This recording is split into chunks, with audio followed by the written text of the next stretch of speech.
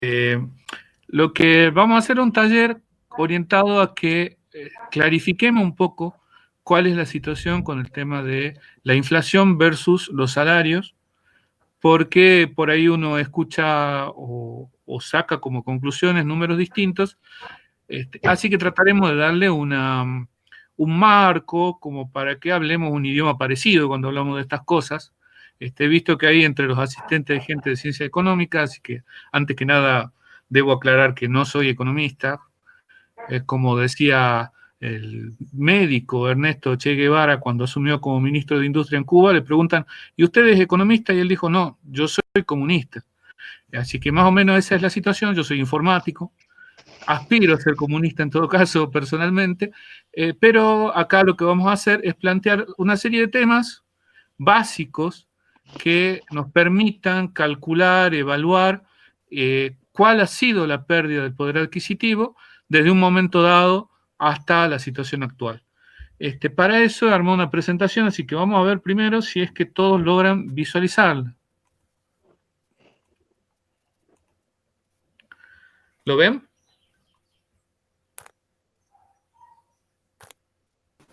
¿Se ve, compañera? Sí, se ve. Sí, Lo sí, vemos. lo veo. Perfecto.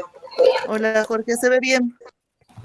Bueno, entonces, vamos primero a aclarar algunos términos, a repasarlos, polemizarlos, por supuesto, también, si es que amerita, sobre el tema de inflación y salarios. Creo que el famoso meme del perro da una buena descripción, no solo aplicable a estos tiempos, sino que algo que ya viene desde hace bastante, sobre todo con los sueldos docentes universitarios en particular.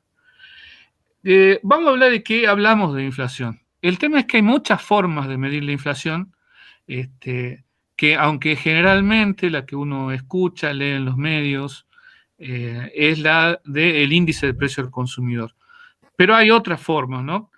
Se puede hacer una suma de todos los precios medidos en determinadas localidades, en determinados comercios, que eso se hace automáticamente. Hay lo que llaman índice de precios implícitos. Hay otras formas a partir del cálculo de determinadas variables que se modifican con la suba de precios, pero en concreto, ¿qué es lo que se trata de reflejar con eso? Es la suba general de los precios.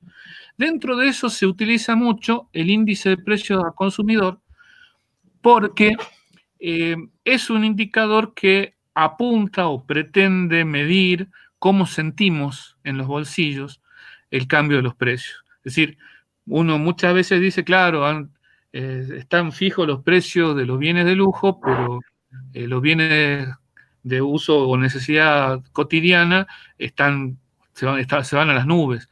Bueno, eso que evidentemente impacta distinto la variación del precio de un Rolex que el del arroz, eso está reflejado o se busca reflejar con el índice de precio del consumidor. Es un tipo de indicador que existe prácticamente en todos los países y que, como lo define el propio INDEC, mide la evolución de los precios de un conjunto de bienes y servicios, o sea, no de todos, sino de un conjunto, algunos bienes y servicios, representativo del gasto de consumo. Eso quiere decir que esos bienes, esos servicios a los que se le va a medir los precios periódicamente, en realidad se hace diariamente, son los que representan al consumo promedio. Eso también es un aspecto para tener claro, porque a veces un sector social, bueno, siempre, hay sectores sociales cuyo consumo es distinto al de otros. Hay gente que gasta casi todo lo que ingresa en comida y gente que tiene otras expectativas u otras posibilidades. Por ejemplo, hay quienes desarrollan una canasta básica docente, hace mucho que no se actualiza, pero pensando que sería bastante esperable que uno se compre libros. Digamos, un docente universitario, sería razonable que pague revistas de la especialidad de la disciplina en la que uno trabaja. Y otro punto que está en la definición del IPC es que se refiere a hogares residentes en áreas urbanas. Marco estos 4 puntos porque, para decir, el IPC no es la panacea, no es la inflación, sino que es un indicador un indicador que refleja mejor que otros lo que impacta en el bolsillo, pero no necesariamente usted señor, como dicen algunos expositores y animadores, puede que no lo sienta de la misma manera. Está ligado justamente al conjunto de bienes y servicios representativos de los gastos de consumo. Acá hay una idea del último informe del INDEC, que es los precios que han tomado en distintos lugares para algunos de esos bienes. Estoy en realidad apunto acá a lo que son los bienes de los alimentos. Acá se ve que el pan francés, el kilo, está a 127,31. Esto es septiembre, aclaremos, porque este es el cálculo del IPC de septiembre. El de octubre, por supuesto, aún no está. Está el precio de la harina de trigo. Está bueno como para que uno se dé una idea de si uno está comprando por encima o por abajo de lo que está previsto acá. Fíjese que también está la región noroeste. Ahí el arroz blanco simple, el kilo sale 81,28. Así que uno de los ejemplos que quiero dar después como para que reflexionemos, me viene bien tener claro cuánto dice acá que está el arroz. Ahora, otro problema que hay es que una vez escucha que en un mes hubo 2,3 y el mes siguiente hubo 2% de inflación y el mes siguiente hubo 1,7. ¿Cuánto se acumuló? Uno tiende por ahí a sumar esos índices y por lo tanto le daría 6, pero en realidad no es así, porque cada inflación, cada variación de los precios se calcula sobre el precio del mes anterior, que ya tenía cargado el aumento del precio del mes anterior, que ya tenía cargado el aumento del precio del mes anterior, y así sucesivamente. Eso es lo importante. O sea, el INDEC calcula la variación de precios respecto del mes anterior. Al tratarse de una variación solo del último mes, ya incluyen las variaciones anteriores. Así que no hay que sumar índices. ¿Qué diablo es lo que hay que hacer? Bueno, acá veamos un ejemplo real de la variación del IPC en enero y la variación del IPC en febrero. Fue 2,3 y 2, por eso tenía fresco esos números que dije hace un rato. Entonces, la inflación acumulada de febrero sería esto. 1 más 2,3 sobre 100, 1 más 2,2 sobre 100, el producto entre los dos. Es decir, porque esto que está acá ya refleja la inflación en enero, y esto que está acá a la derecha, el segundo factor, es la inflación del mes de febrero. Eso da, ahí se ve un número, 1,04346. Eso quiere decir que la inflación acumulada fue del 4,34%. O sea, un poco más que lo que daría la suma directa. Pero visto en términos generales, los precios en el N meses después del N0 es el producto de uno más la inflación de cada uno de esos meses, que esto que está acá, o sea, el índice sobre 100, el producto entre todo eso. Para los que no sean del área de exacta, natural, etcétera, esto es productoria, quiere decir que se multiplican.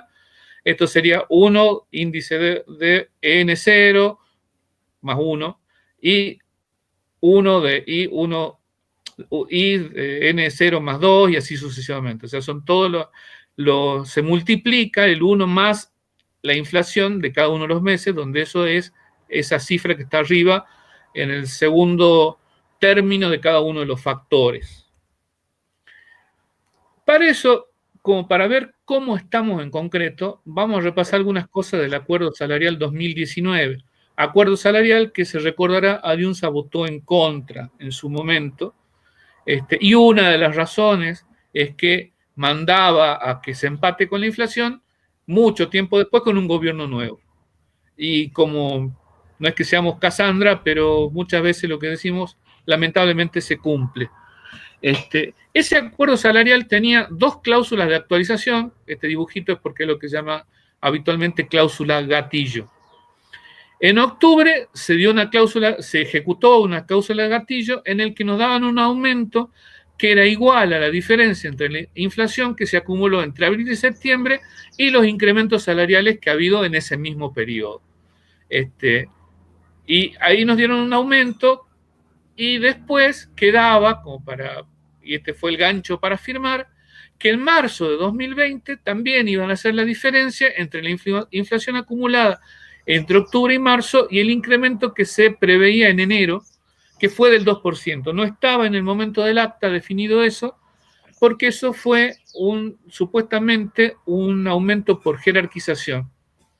En realidad no debería contarse dentro del aumento paritario, porque la idea de la jerarquización que está en el convenio colectivo de trabajo es que sea un aumento para que los salarios docentes mejoren respecto de otros salarios, dado que tenemos un atraso mayor que el de otros sectores. ¿Se va escuchando? ¿Se va viendo? Sí.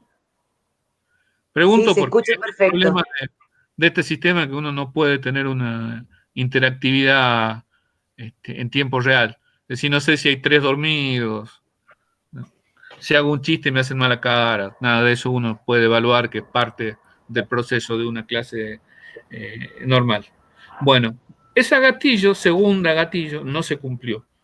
Y vamos a ver cómo calculamos o cuánto debió haber sido ese gatillo según lo que ya hemos visto previamente. Las subas salariales vistas también como un porcentaje, como cada porcentaje se suma, si es que se suma al porcentaje ya recibido antes, es lo que se llama suma acumulativa y se calcula igual que el caso de la inflación. Por lo general, en los últimos años, hace bastantes años, los aumentos no se dan acumulativos, sino que se dan de manera todos calculados sobre un mismo mes. Veamos acá la inflación acumulada entre octubre y febrero de 2020. Acá está la variación acumulada en cada uno. Esto fue de octubre del año pasado. ¿Sí?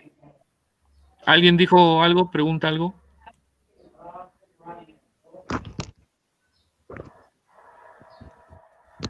Bueno, he de considerar que están ciertos. Sí, vamos a ver que silenciemos todos los micrófonos, por ahí capaz que se metió un audio recién y sabemos que era una pregunta. Sí. Pues, algún hito por ahí prende un ratito y dice, sí, todo bien. Bueno, seguimos con esto. Entonces, acá vemos que la inflación acumulada hasta febrero superó el 16%. ¿Cuánto exactamente? La inflación acumulada fue del 16,6%. ¿Cuánto tuvimos de aumento por jerarquización? 2%. Acá hay que hacer una aclaración que para algunos fue un poquito mayor ese aumento porque además de la jerarquización hubo una modificación del nomenclador, es decir, la distancia de los sueldos entre una categoría y otra que fue achatada en tiempo del menemismo y jamás se recuperó a lo que estaba establecido en los acuerdos paritarios del año 98, si miren de viejo que es, y nunca se volvió a esa situación. Así como no se volvió a pagar el adicional por dedicación exclusiva, tampoco se ha vuelto a acomodar la relación entre las distintas jerarquías como estaban en un principio. Entonces, en concreto, algunos han cobrado más que 2% de aumento, pero no era eso lo que se refería en la cláusula gatillo, sino lo que se aumentó en general, que fue la jerarquización de 2%, y la inflación acumulada entre octubre y febrero. Es decir, que 16,6 aumentó uno, 2% aumentó el otro, ahí sí no hay ecuaciones un poco más complicadas, es una vulgar resta. Tendría que haber sido un aumento del 14,6%. ¿Cuánto se pagó en marzo? 9,7%.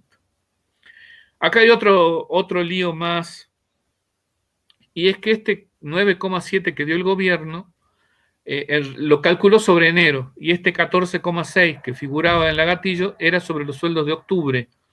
Por lo tanto, este 9,7 es un poco más de 9,7 medido en términos de octubre. Es 10 y chauchas más.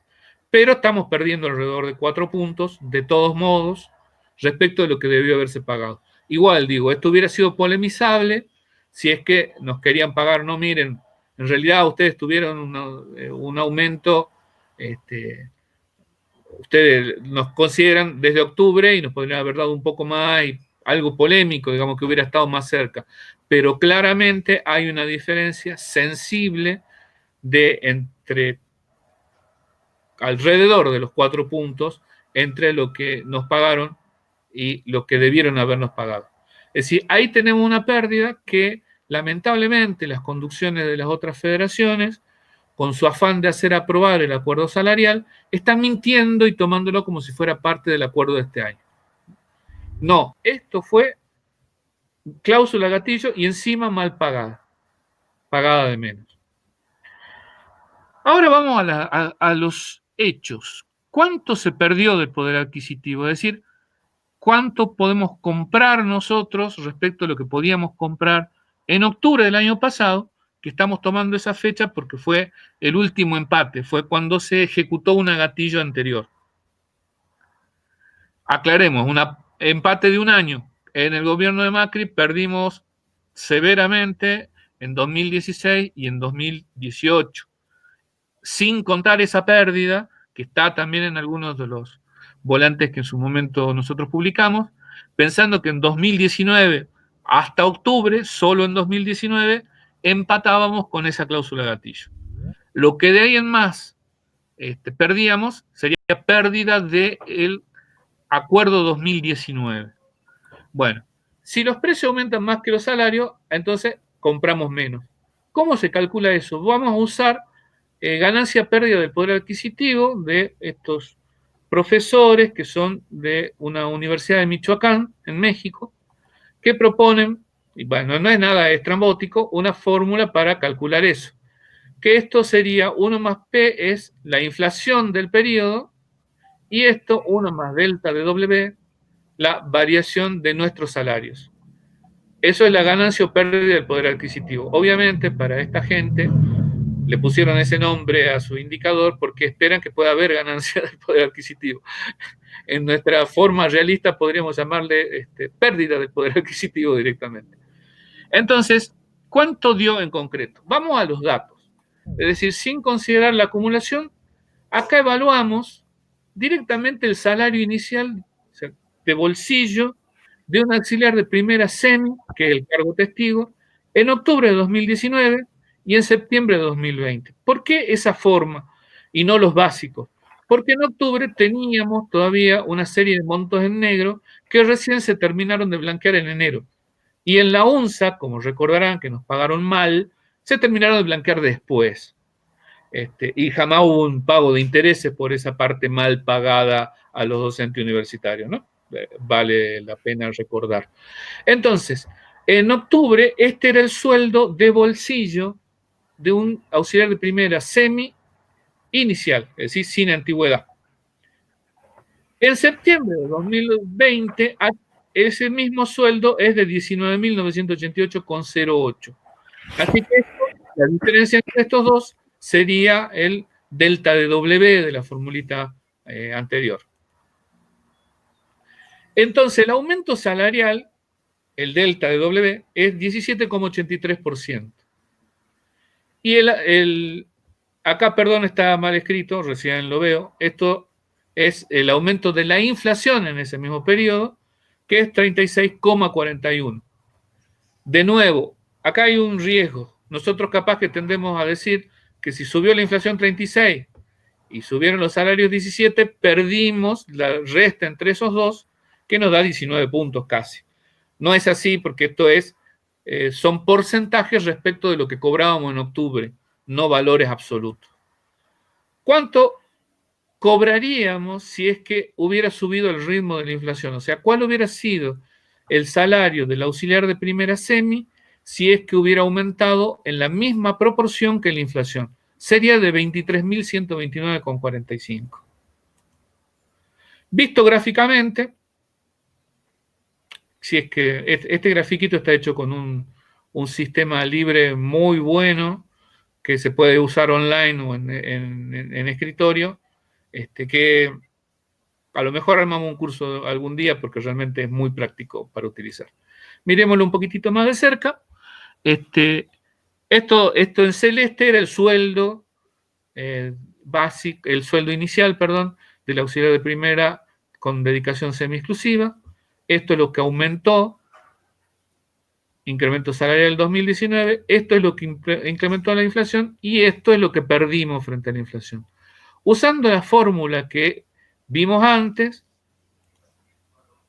esta ganancia-pérdida del poder adquisitivo, es decir, esto es el 36,41, que fue la inflación del mes acumulada desde octubre del año pasado, y 17,83 lo que han subido los sueldos hasta septiembre de este año. También desde octubre del año pasado. ¿Cuánto nos da eso? 15,77%. Esa es la pérdida de nuestro poder adquisitivo. Por ahí, supongamos que decimos que siendo ya más suaves, digamos, nuestros reclamos, decimos, bueno, perdimos 3 o 4 puntos, 4 puntos y algo por la gatillo. Desde ese entonces, ¿cuánto perdimos, empatamos, ganamos? ¿Qué pasó en ese periodo que es desde marzo hasta junio? En ese periodo hubo 2 incrementos, uno de 3% y otro de 3,3%. De nuevo no se suman, porque esos valores de 3 y de 3,3 no están calculados sobre el sueldo que teníamos en marzo, ya con el 9,7%, sino sobre el sueldo que teníamos en enero. Respecto, o sea, ¿cuánto aumentaron nuestros sueldos respecto del sueldo de marzo? Desde que se firmó la última paritaria corta que la firmaron las otras federaciones, el sueldo aumentó un 5,7%. Como vemos, de eso podríamos decir que 4 más o menos eran de la gatillo que nos debían. Y el resto sería el único aumento. Pero cualquiera de las dos formas que lo enfoquemos, el número que hay frente a la inflación de ese periodo entre marzo y septiembre es del 17%. Ese es el acumulado entre marzo y septiembre. ¿Cuánto perdimos de poder adquisitivo entre marzo y septiembre? 10,7%. Por lo tanto, un aumento del 7% ni siquiera devuelve el poder adquisitivo perdido hasta el mes de septiembre. Y no estamos contando octubre, no estamos contando noviembre y no estamos contando diciembre, que ni así fueran magos los que nos gobiernan, en la República Argentina no va a haber inflación cero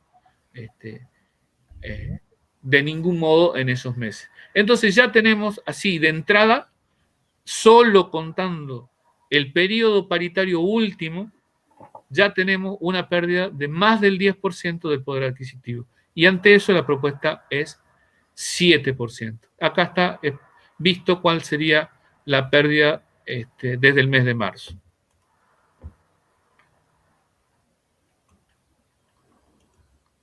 Bueno, eso es lo que quería poner en juego, como para acá, bueno, se den opiniones, preguntas, clarifiquemos cuál es la situación.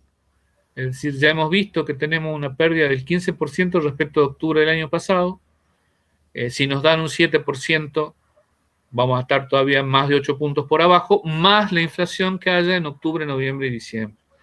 Si, como ha ocurrido en otros años, se aceptara que perdemos 4 puntos porque nos engañaron con la gatillo, aún así estaríamos perdiendo ya 10 puntos, más de 10 puntos, 10,7, y por lo tanto sería de mínima un 3,7 más la inflación que va a haber en octubre, noviembre y diciembre, que seguramente va a ser una cifra importante. Es decir, aún en los mejores pronósticos, con la presión del dólar, que no parece que atine el gobierno a hacer medidas, y las correlaciones de fuerzas reales del poder económico no están llevando a que eso sea viable, que haya un descenso sustancial de la inflación, y sobre todo donde más impactan esas cosas, que es en los alimentos, que no casualmente es lo que más ha subido en los últimos tiempos. Me gustaría saber cuántos están despiertos. Eso le falta al Jitsi. Yo le pondría uno que al menos me avise que estoy disponiendo. Estamos todos despiertos. Estamos Bien, porque gracias, estamos, muy buena estamos la explicación. Estaría bueno que pongan en el chat quienes quieran hacer alguna pregunta por escrito o levantar la mano, así damos la palabra y charlamos un poco, ¿no? Digo, como una sugerencia. Yo, si puedo tomar la palabra. Sí. Hola, ¿qué tal? Buenas, yo soy Ignacio Boazo y soy delegado acá de los autoconvocados de la provincia de Capital, y ayer, el año pasado y este año estamos en la misma lucha que ustedes. De hecho, yo les comento que lo que hicimos el año pasado es justamente lo que está diciendo Jorge. Hicimos el mismo análisis, yo me tomé los puntos de la inflación publicados por el INDEC, porque claro, es como dice Jorge, el IPC aproxima mucho mejor al valor de la inflación del núcleo de consumo de un trabajador. Es un mejor índice y da más, generalmente da por arriba del INDEC. Pero yo me tomé tan solo el INDEC y mostré justamente esto que contaba Jorge, cómo vas perdiendo mes contra mes este porcentaje, que ese índice que propone yo no sabía que yo lo había sacado intuitivamente haciendo una ecuación muy simple, ¿no es cierto? ¿Cuánto tengo que multiplicar al porcentaje que me dan sobre el salario para igualar a lo que sería la masa de bienes que compraba con ese salario al principio, multiplicado por la inflación? Despejo X y sale el índice S que publicaste ahí. Y bueno, sí tuvimos más o menos el mismo problema, pero yo quería hacer una observación. Fíjense que cuando a nosotros nos meten estas cláusulas gatillos, y hay que tener cuidado con el término gatillo, ya les voy a contar por qué, no dejan de ser acuerdos de pérdida, porque tu salario se va retrasando todos los meses que no sube nada hasta que llega el escalón que te vuelve a acercar al poder adquisitivo que tenía tu salario en el último aumento.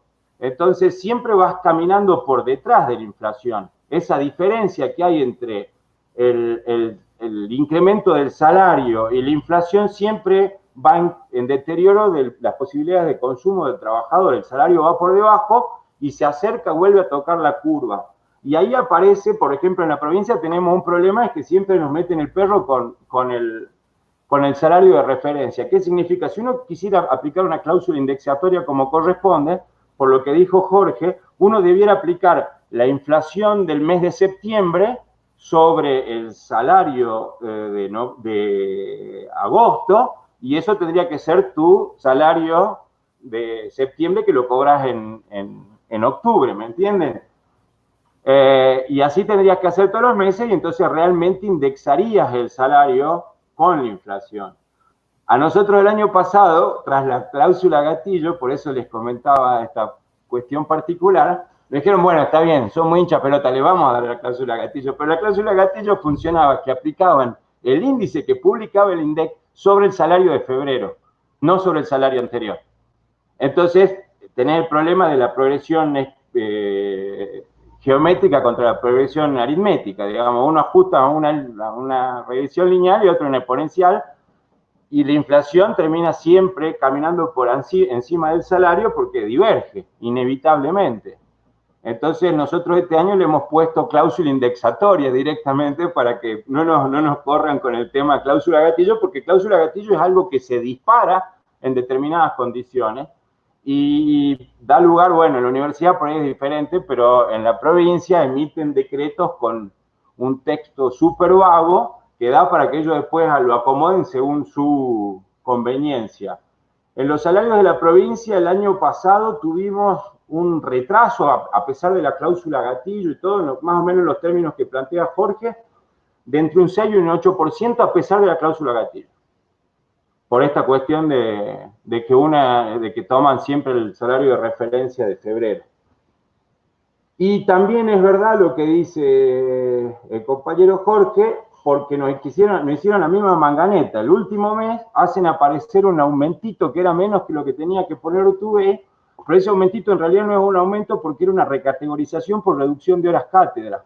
Y una recategorización nunca debe ser considerada como parte del incremento salarial porque en primer lugar no afecta a todos por igual. Y además es una recategorización, no es parte del acuerdo paritario propiamente dicho. Esa recategorización estaba pautada con anterioridad. Así que sí, es verdad, no hay que permitir que te metan los ítems de recategorización y ese tipo de cosas como parte del acuerdo salarial porque no lo son. Entonces disfrazan como que tienen un aumento donde en realidad no hay un aumento. Eso ya estaba definido, ya lo tenían pensado, ya lo tenían estipulado entre los fondos que tenían pensado derogar en educación, así que no hay ningún aumento ahí. Bueno, sí, eso era todo lo que les quería comentar. Nosotros venimos haciendo más o menos el laburo que dice Jorge, mostrando la diferencia entre productoria y sumatoria, y cómo hay que analizar las curvas de inflación contra curvas de salario, que es en definitiva lo que hay que hacer. Bueno, gracias, compañero. Eso era todo lo que quería decir.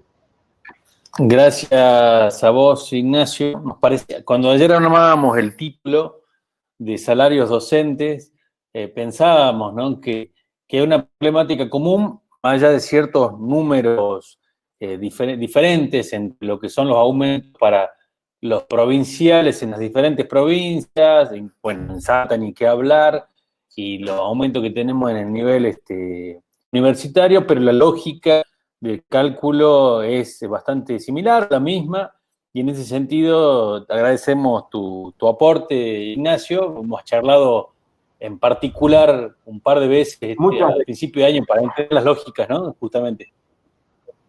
Sí, bueno, por eso intervenía. Yo les quería comentar que en la provincia tenemos exactamente los mismos problemas que ustedes, exactamente los mismos. En primer lugar, la mayor parte de los docentes creen que la inflación es sumar los índices, no tienen muy en claro qué diferencia ahí está entre tomar las mediciones del INDEC y las mediciones del IPC. No entienden muy bien cómo es esta relación del cálculo de la pérdida de poder adquisitivo, que es simplemente el porcentaje que te está faltando para alcanzar lo que tendría que ser el valor de tu salario acorde a la masa de bienes que comprabas al principio, ajustado con la inflación. Eso es todo lo que hay atrás de esto. La verdad es que... Tengo una pregunta, Nacho.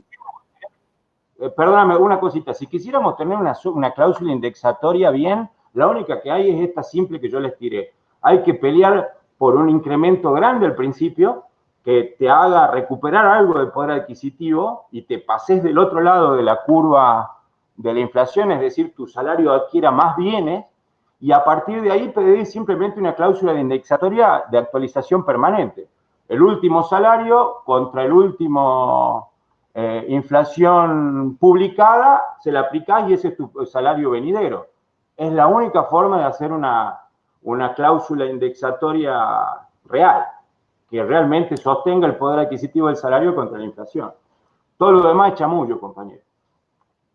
¿Tenés un número para cerrar, Nacho, de cuánto es el retraso salarial hoy de la docencia provincial, al menos así en un promedio, en un título general? Mira, sí, les puedo tirar un panorama más o menos claro. Se los tiro en números gordos. El año 2018 perdimos mucho todos los trabajadores, tuvimos una caída que iba por encima, por lo menos en la provincia, acorde a los salarios, los ajustes que habíamos tenido en la provincia. En el 2018 tuvimos un acuerdo magrísimo con una paritaria que nos la tiraron en 14 meses, terminó en febrero del 2019, o sea, nos recontraentubaron y tuvimos un retraso del 20%, un poco más del 20%, fue enorme. Tuvimos un golpe de aproximadamente, por eso pedimos un 30%, ¿no? Y el año pasado, con este tema de que la cláusula gatillo, a pesar de que miren cómo es de jodido el tema de lo que decía Jorge de lo lineal contra lo exponencial, es que aunque nosotros la ajustamos, logramos ajustar el valor del salario, más o menos recuperar un poquito para julio del año pasado, ya para diciembre nos habíamos caído 6 puntos. Porque, claro, te empezás a retrasar y cada vez va divergiendo y cada vez más. Así que tuvimos un retraso entre 6 y 8 puntos el año pasado. Nos entubaron con esta cuestión de la recategorización, que la quisieron plantear como un aumento porque no querían poner el último porcentaje que correspondía. El gobierno lo termina reconociendo en febrero, por eso nos da el porcentaje y después actualiza el salario testigo, en vez de tomar el salario de diciembre del año anterior, el salario de febrero de este año, porque reconocen que nos habían puenteado unos puntitos, y ahí, en marzo, recibimos un 8 seguido, así, 8 de febrero, que vendría a ser como la actualización de lo que nos debían y 4 puntitos, 5 puntitos más. Recibimos un 8 más en marzo, y de ahí un 5, y ahora en julio un 10. Es decir, que nosotros en julio recuperamos el poder adquisitivo que teníamos más o menos a noviembre del año pasado. Estamos ahí. En este momento estamos con el poder adquisitivo que tenía nuestro salario, más o menos, en líneas generales, el poder adquisitivo que teníamos hace un año. O sea, que en 18 meses de lucha casi continuada en la provincia, tan solo hemos conseguido sostener el salario contra la inflación apenas. Esa es la realidad. ¿Se entiende? Hemos hecho esta lucha 18 meses haciendo paro de esto y con toda esta fuerza lo único que conseguimos es, en términos reales, sostener el salario contra la inflación. No hemos recuperado nada. Y bueno, el acuerdo paritario terminó en julio, así que todo lo que viene para adelante es caer, porque con el dólar, ustedes saben que tenemos el dólar líquido y el dólar bolsa más o menos alrededor de 160, 170 pesos, así que con eso es con lo que están drenando las ganancias los capitales, así que es el valor real del dólar con respecto al salario, al trabajo y al peso, ¿no? Así es que la devaluación es inminente, no hay forma de evitar que tengamos una situación de deterioro salarial muy profunda hacia adelante, porque esto no dispara en una inflación nada más que por la enorme depresión que tenemos, que el PBI se desplomó de una manera increíble. Entonces, por eso no se dispara, pero imagínense que en todo este contexto de depresión tenemos ya una inflación del 3% mensual, es tremendo. Entonces, bueno, en realidad en la provincia hemos logrado más o menos sostener el poder adquisitivo del salario, más o menos, hasta acá. Y ahora para adelante no, vamos en caída libre. Esa es la situación en líneas generales. Buenísimo, Nacho. Gracias por la información. Le damos la palabra a la compañera Gladys García. Hola, buenos días. Gracias al compañero de la provincia por informarnos tan detalladamente de sus negociaciones y que nos ilustran también en nuestra lucha. Yo lo que quiero preguntar respecto a esta propuesta del 7% y que ha sido rechazada por la inmensa mayoría de las universidades nacionales, en el caso de que se aprobara, digamos, hay una propuesta de una renegociación en diciembre. Pregunto a los compañeros que participan en la mesa de negociación o en la CONADO histórica si efectivamente piensan que en diciembre se puede llegar a convocar para discutir nuevamente esto, o nos van a patear como nos han pateado desde junio hasta ahora para llamar a una mesa de negociación salarial. ¿Qué expectativas tenemos con respecto a eso? Sé que no se puede hacer futurología, pero bueno, los que hayan participado más cercanamente de las negociaciones, ¿qué piensan respecto a eso? Ahí le doy la palabra a Jorge para que responda. Jorge Ramírez, además de secretario gremial nuestro, es miembro de la mesa ejecutiva de CONADO Histórica, así que George.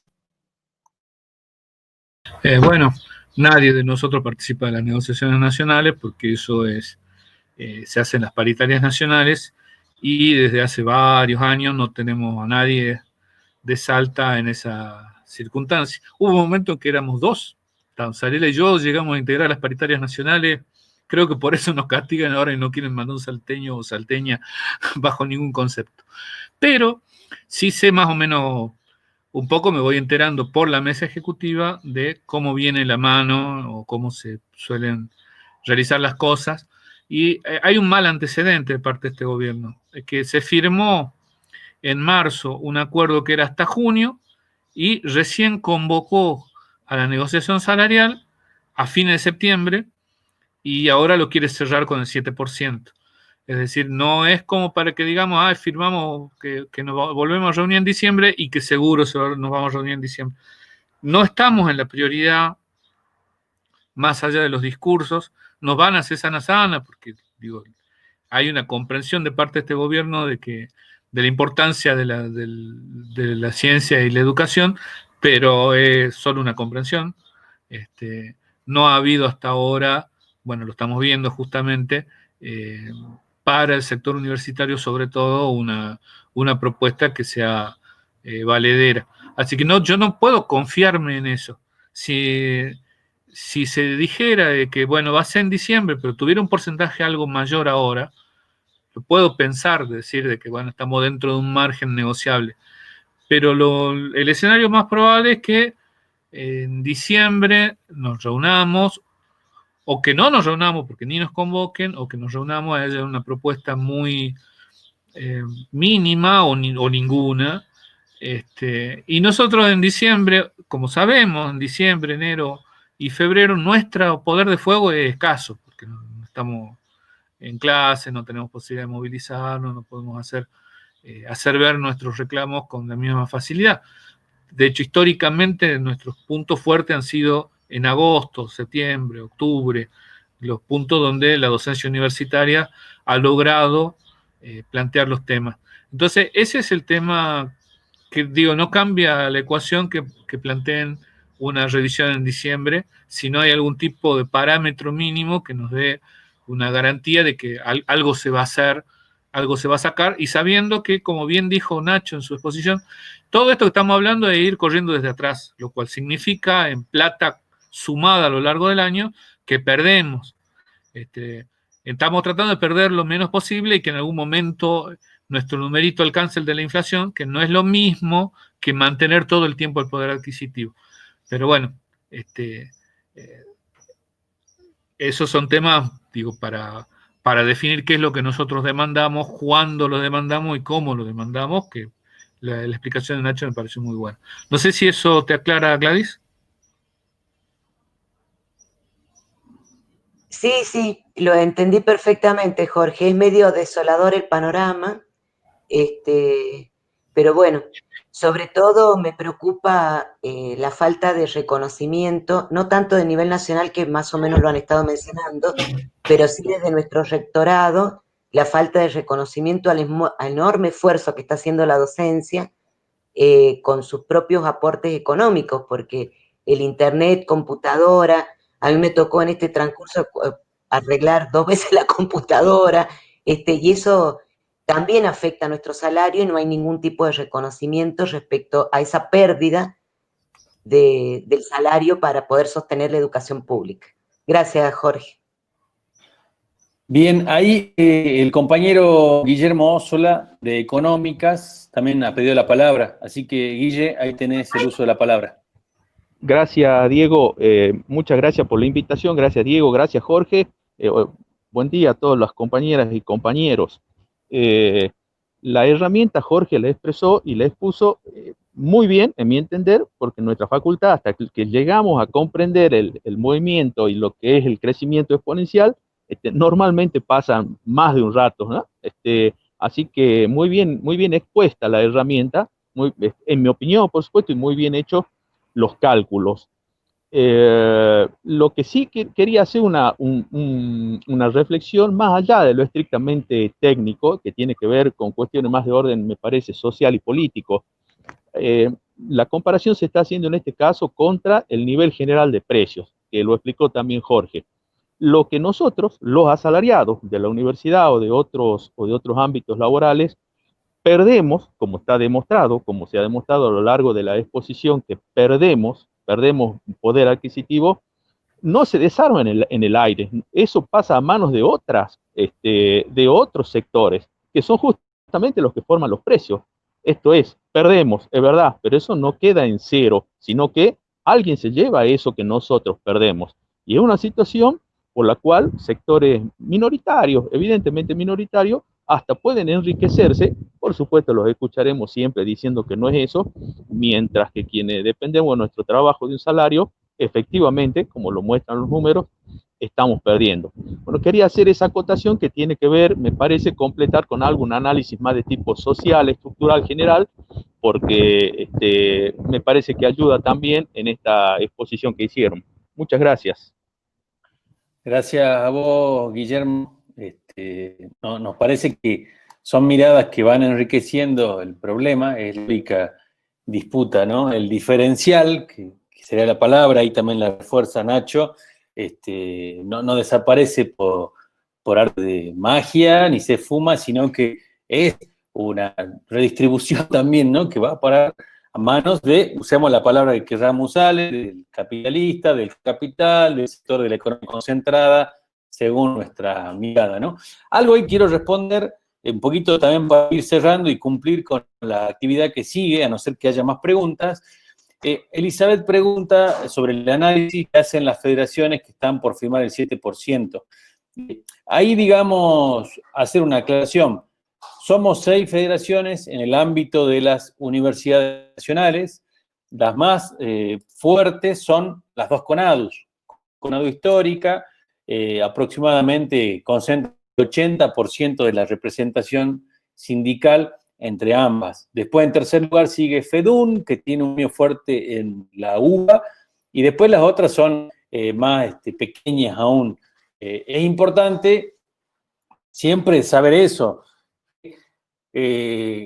Cuando firma una CONADU, prácticamente se destraba, se allana el camino a la firma del convenio, ¿no? En este caso, hay una tensión en la... A ver, nuestra CONADU rechazó la oferta.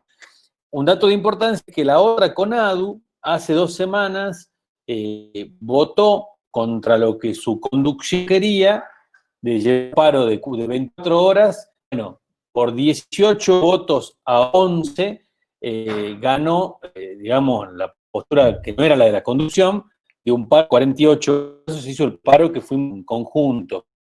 Eso se votó a través de un plenario, donde cada una de las 29 asociaciones, tuvieron todas, no faltó ni tenían un congresal. Hoy está el Congreso de la CONADU, donde las diferentes asociaciones de base tienen una representación diferente. Más chicas tienen uno, las más grandes pueden tener varios congresales. Ahí es importante porque está esta tensión entre sectores que quieren firmar, como está la propuesta, otros sectores que quieren firmar si es que se le agrega algo a la propuesta, y otros sectores que no quieren firmar. Eso, el resultado del Congreso de hoy, de esta CONADU, de la otra CONADU, es la que más o menos nos va a dar un panorama de cómo sigue, al menos en un plan general, este contexto de lucha salarial, si es que se bajan de la lucha y firman, o si es que siguen con bandera arriba, porque querrán o no, y más allá de nuestra lectura, hay que entender de que incide en la lucha de conjunto la decisión que hoy tome CONADU. Por eso también parte de que el paro sea hoy y que podamos visibilizar este paro hoy lo mejor posible, como con la actividad que viene en redes enseguida, de alguna manera tensar adentro, a ver, no solo llegar a la opinión pública, no solo llegar a las universidades, sino tensar adentro de la misma CONADU para que esas tendencias que no firmar y no aceptar puedan imponerse también en el Congreso y, bueno, seguir en contexto de lucha, de negociación, y que en la reunión que hay hoy a las 7 con el gobierno, la CONADU tenga que ir con un no aceptamos, lo cual va a obligar al gobierno a mejorar la oferta. La FEDUN, que sería la tercera en este grupo que yo puse, entendemos que tiene la firma lista, pero la firma de la FEDUN no le alcanza al gobierno para poder lograr que se imponga este acuerdo con pauta de 7%, si no es acompañado por alguna de las 2 CONADUs. Eso sería el cuadro, el escenario hoy, cómo estamos con esto. No sé si hay alguna pregunta, si Eli, como secretaria adjunta, quiere hacer alguna intervención también, como para antes de cerrar. En relación a tu respuesta, Jorge, plantear de que particularmente acá en Tartagal, en el IEN Tartagal, la adhesión a la medida de fuerza es alta y creo que sería sumamente importante que visibilicemos a través de la actividad que tenemos enseguida realmente esta lucha como para poder romper este techo del 7%. Y bueno, me parece que creo que sería importantísimo que quienes estamos acá en la Asamblea podamos como que pedir a quienes son parte de los grupos con los que trabajamos, de nuestras cátedras o de la gente que trabaja en la universidad, de que realmente podamos generar esta visibilización de esta medida de fuerza que realmente es en un momento tan importante en el que se tiene que definir o definir algo que ya debería haberse definido en septiembre por lo menos, ya que venimos con todos estos atrasos en relación a atender a quienes estamos realmente, como planteaba Gladys, sosteniendo con nuestros recursos desde nuestras casas a quienes son estudiantes en las universidades, sea a nivel universitario como preuniversitario. Así que bueno, nada más que eso. Buenísimo, Eli. Estoy mostrando acá la pantalla de la compañera Pamela. Me metí a tu Facebook, Pame. Ella ya subió a redes hace casi una hora, que nos sirve de muestra esto. Fíjense, desde su perfil va la foto, un cartel con una consigna, en este caso los docentes universitarios y universitarios exigimos Disculpa, salarios Diego, dignos. yo no veo tu pantalla, no sé si los demás la ven. No, yo tampoco. No, yo tampoco, che. Qué macana, no me estaría alcanzando ancho de capaz banda. que el ancho de banda. Yo tampoco, bueno, por suerte, Diego. Listo. A ver, interrumpo, trato de levantar de vuelta la pantalla. Apareció un segundo. Sí. Ahora vuelvo a tratar de compartir. Sí, apareció un minutito. Ahí estamos. ¿Ahí se ve o no se ve? Ahí está. Ahora se ve, sí. Entonces, Sí, Pame a ver. subió esto, acá ella pone los 3 hashtags. Universidad para, el sueldo no alcanza, y pone Diunsa Salta, que en realidad es un perfil que no lo estamos usando, que es como persona, pero nos sirve de referencia para compartir. Y abajo están las reacciones. Uno mismo puede entrar a lo de la compañera y compartir, por ejemplo, ¿no? Entonces, ahí se va a compartir al público o en la sección de noticias. Yo lo voy a compartir enseguida desde la página de Diunsa. Esto, por lo menos, es lo que deberíamos tratar de hacer en Facebook, ahí está lo de Gladys. Universidad para, las clases se dictaron siempre, lo seguimos haciendo en este contexto de pandemia con nuestro equipo, pagando el servicio para conectarnos, los sueldos no alcanzan, los docentes seguimos sosteniendo la educación pública sin el reconocimiento que merecemos. Vamos a seguir luchando por educación pública e inclusiva por salarios dignos. Sigue el texto. Para ya, el sueldo no alcanza. Ahí lo que falta, compañera Gladys, es que en la configuración le pongamos que sea público para que podamos compartir. Y después uno entra al hashtag, el sueldo no alcanza, aparece la publicación de Gladys, abajo una publicación de Diunsa, y así vamos a poder ver todas las publicaciones de las cuentas que utilicen esto. Lo mismo pasa en Facebook, Instagram y Twitter. Así que bueno, esto, si cada uno acá, al menos en una red social, podemos publicar algo, tenemos de partida 15, 20, 25 publicaciones para replicar. Que decíamos al comienzo, son otras formas de reinventarnos también en cómo luchar, así como nos reinventamos para cómo dar clases. La posibilidad de participar y poner algo en las redes ahora nos da la pauta también de cómo interpelar, ¿no?, al gobierno, a nuestros compañeros y compañeras, las otras federaciones, por lo menos en esta instancia. De parte, nada más para decir, ahora estamos en el horario de la otra actividad. No sé si Jorge quiere cerrar con algo este taller. Agradecerle, la verdad que fue muy didáctico lo que explicó, ayuda a entender con fórmulas lo que venimos diciendo desde el sentido común. Agradecer también a Nacho, que es delegado de la docencia provincial, y bueno, a todos quienes aportaron. Jorge. Bueno, gracias a ustedes, compañeras y compañeros. Me parece que el principal buen resultado para mí de esto es que nos reunimos, o sea, virtualmente, y podemos intercambiar opiniones, sacarnos dudas. Así que veremos de hacer otro tipo de actividades así en la medida que no dispongamos de la posibilidad de hacer intervenciones presenciales todavía, o por lo menos no grandes expresiones en ese sentido. Así que bueno, muchas gracias y tratemos de participar. ¿Puedo agregar algo? Bueno, en primer lugar, quiero agradecerles por invitarme. Celebro la convocatoria porque hay que empezar a pensar en términos de acciones multisectoriales, ¿no? Tenemos que empezar a articular, aunque nuestros empleadores en un principio no son exactamente el mismo actor, pero en el fondo lo son. Somos empleados del Estado, servidores públicos, y tenemos que empezar, y nuestra problemática es la misma. Por ejemplo, yo sé que la universidad tiene, por ejemplo, otro problema importante que hemos tenido, y es que este año, imagínense, ustedes en la universidad saben que este año no ocurrió de alguna manera, que realmente como no se pudieron garantizar la conectividad y los dispositivos para toda la comunidad educativa, terminó siendo un desastre. Imagínense, si la universidad no anduvo, lo que pasó en primario y secundario, un desastre total. Entonces, bueno, celebro que me hayan invitado, espero que me sigan invitando y que planteemos cuestiones multisectoriales, porque las problemáticas son comunes a todos los docentes, son comunes, de verdad. Y cuanto más unidos estemos como un sector del trabajo, más fuerza vamos a tener, aunque los reclamos no van exactamente a la misma patronal. Muchas gracias.